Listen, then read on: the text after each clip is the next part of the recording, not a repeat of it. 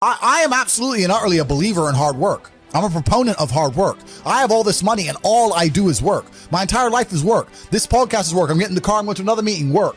I want to go to the gym so I'm in good shape, work. It's all work. My entire life is work. And people don't want to look at life that way. They want to talk about work-life balance and being lazy and all this crap. I don't believe in any of that. I believe in, if you want to win, you have to outcompete the man who's prepared to do nothing but work. It's player versus player.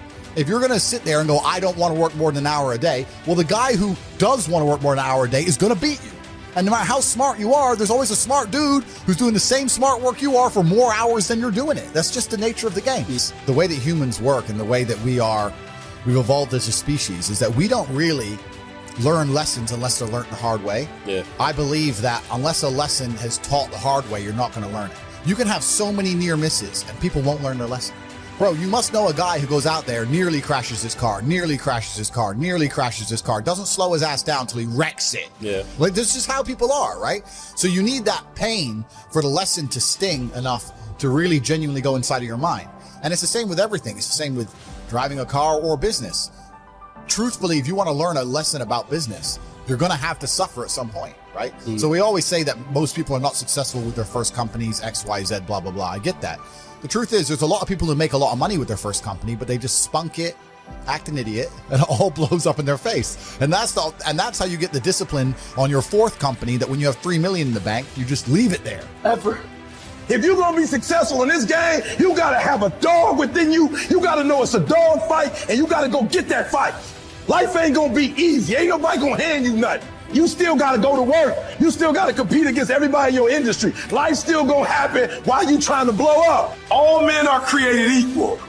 Some just work harder. You wanna know what it takes to succeed as bad as you wanna breathe. It's what goes on when the cameras go off. Hard work, determination, and grit. You will not outwork me. I will get up earlier than you. I will go to sleep later than you. I will put in more hours than you. I will read more than you. I will grow. I will do whatever it takes. What are you gonna do to separate yourself? You gotta learn how not to give up or how not to give in. And you gotta understand that greatness is within you. And you gotta pull it out. You gotta climb every mountain. You gotta cry if you got to. But whatever you do, you cannot give up. You cannot give in. Nobody ever said it would be easy. But I know greatness is within you and you got what it takes.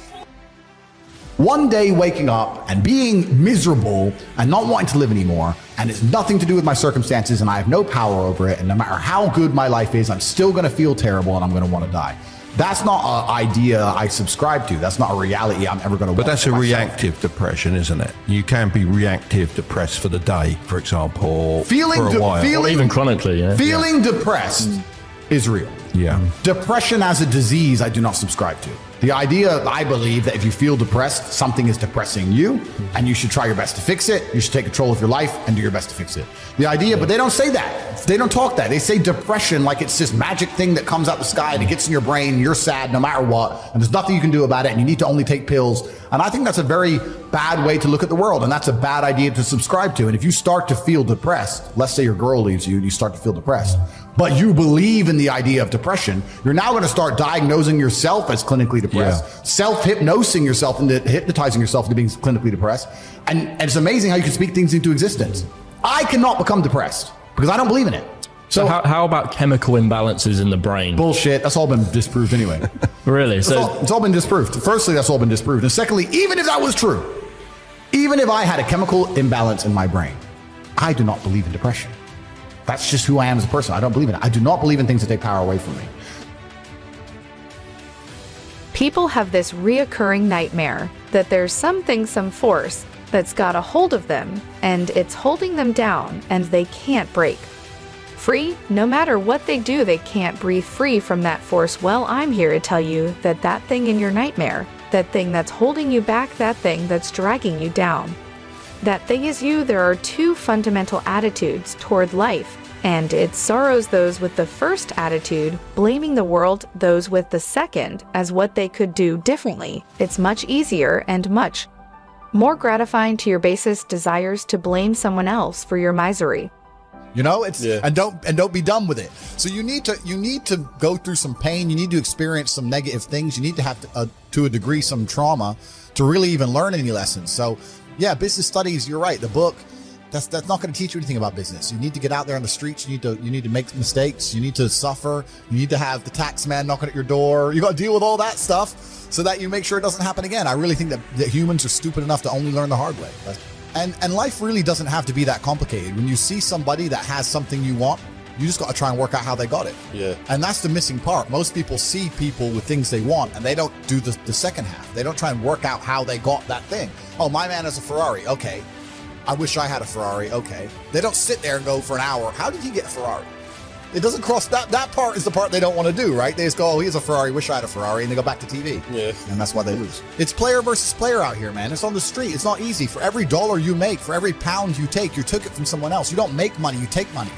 People don't understand the way that money works. You're not the Federal Reserve. You can't create money from thin air. Every single pound in your bank is money you took from someone else. And when I say take, I don't mean it in a negative way. You might have convinced them to give it to you. You might have a coffee shop. I'll give you a nice coffee. You'll give me some money. Cool. But you still took his money, right? So if you're out here trying to take stuff from other people, don't you want to have a team? You want to do it by yourself? You want to be Rambo? Because if you get two of you doing it. You get two of you. That's right. So the whole idea of this lone soldier, this Rambo, I'll do it all by myself, that's all dead, bro. You need to have a team. It's player versus player. And for the same reason, if you were out here on the street and you want to defend yourself, you want your boys around you. It's the same thing with trying to get rich. And you're laughing with your boys. Yeah. The brokey days are great. And I'm not complaining about being rich. Obviously, I worked hard for this, and it's a fantastic life I live now. But I think without those brokey days, without those original days to compare it to, without that juxtaposition, then I don't think being rich would be fun at all. I think it's only fun because you can compare it to the days when you weren't rich. That's the only thing that makes it fun. The only thing that makes my $10,000 steak fun is that you can laugh saying how you never had 10 grand in your bank till you were 27 years old. Yeah. Like otherwise it's boring. Otherwise okay, steak. And I think if you're born with too much money, that you'll never truly be happy. I think you need the brokey days. They're the best days. They're the best days.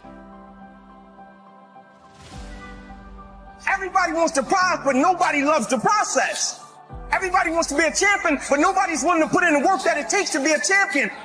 It is the process of the grind that shapes you and forms you. It's not the game. You think you become a champion on the field? You don't. You become a champion when ain't nobody watching you. You're doing your own drills and your own way. You're doing what coach tell you to do, and you're doing your own stuff. You become a champion in your grind when nobody knows what you're doing. When you put in those extra reps. If you want to be a diamond, you must go through extreme pressure. Like, these people are just absolutely infinitely blessed, and their mindset is a product of that because they're spoiled children, absolutely spoiled children. Because there's a whole bunch of people out here daily who fail. There are men out here who fail daily, and they have yet to feel the true consequence for it. They fail to go to the gym when they know they should have gone to the gym. They fail because they forgot their keys and it took them 10 minutes to find them. They fail because they replied to a question they got sent on WhatsApp the wrong way. They fail because they didn't smile when they were supposed to. They didn't say please and thank you to that person who helped them. They fail because they didn't say hi to that girl who's looking at them out the corner of their eye. They just fail perpetually. They go through life missing every opportunity and just failing. And somehow we've built a society which is so soft and God is so giving and so graceful that they still have a place to eat and somewhere to sleep, and they're still surviving.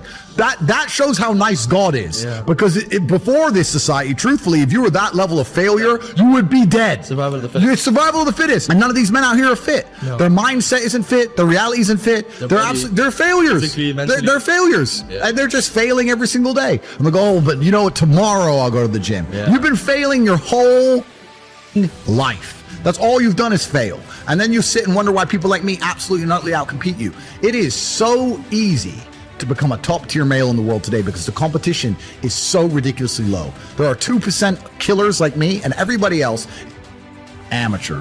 Head to toe amateur. They can't even pay attention to anything. They can't try anything. They're amateurs. And it's really mind-blowing to me because I've tried with all of my computational power to imagine having a mindset different to mine.